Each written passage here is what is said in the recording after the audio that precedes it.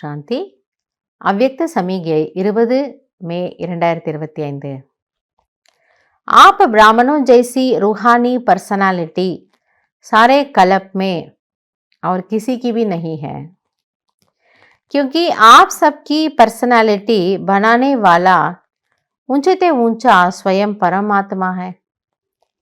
பாபா புரிய வைக்கிறாரு, பிராமணர்களாகிய உங்களுடைய ஆன்மீக பர்சனாலிட்டி, உங்களுக்கு இருக்கக்கூடிய பர்சனாலிட்டி முழு கல்பத்தில் வேற யாருக்குமே இருக்கிறது இல்லை. அப்போ என்ன சொல்றாரு, தேவதைகளை விட உயர்ந்த பர்சனாலிட்டி உடையவர்கள் நீங்கள். ஏனென்றால் உங்களை இப்படிப்பட்ட உயர்ந்த பர்சனாலிட்டி உடையவர்களாக, அப்படிப்பட்ட குணாதிசயங்கள் தனித்தன்மை உடையவர்களாக மாற்றுவது யார்? உயர்ந்ததிலும் உயர்ந்த பரமாத்மா.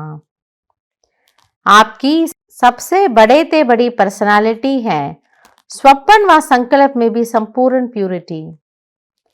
ஆக நம்முடைய உச்சக்கட்ட தூய்மை நிலை என்னவென்றால், கனவில் அல்லது எண்ணத்தில் கூட முழு தூய்மை.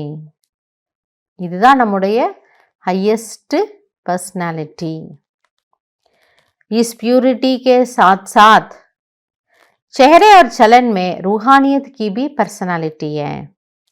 ஆக இந்த ஒரு தூய்மையின் கூடவே நம்மளுடைய முகம் மற்றும் நடத்தையில் கூட அந்த ஒரு ஆன்மீக பொலிவு ஜொலிப்பு என்பது இருக்கின்றது. अपनी इस पर्सनालिटी में सदा स्थित रहो तो सेवा स्वतः होगी। அப்போ பாபா சொல்றாரு, இந்த ஒரு பர்சனாலிட்டி, இந்த ஒரு தனித்துவத்தில் நீங்கள் நினைச்சிருந்தீங்கன்னா உங்கள் மூலமாக தானாகவே சேவை நடைபெறும். ஸோ சேவை என்பது ஒரு விளையாட்டு போல.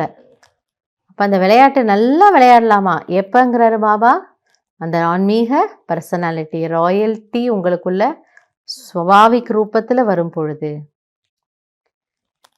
ஏன்னா அந்த தூய்மைக்கு அவ்வளவு சக்தி இருக்கு. அதனால பாபா சொல்றாரு, அந்த ஆன்மீக பர்சனாலிட்டி உடைய ஆத்மாக்களாக நீங்கள் உங்களை ஆக்கிக்கிட்டீங்கன்னா சேவை கூட தானாகவே நடந்துடும். செய்பவர் செய்விப்பவராகிய பாபா நம்ம மூலமாக ரொம்ப நல்ல நல்ல காரியங்களை கண்டிப்பாக செய்ய வைக்கிறார். நல்லது. ஓம் சாந்தி.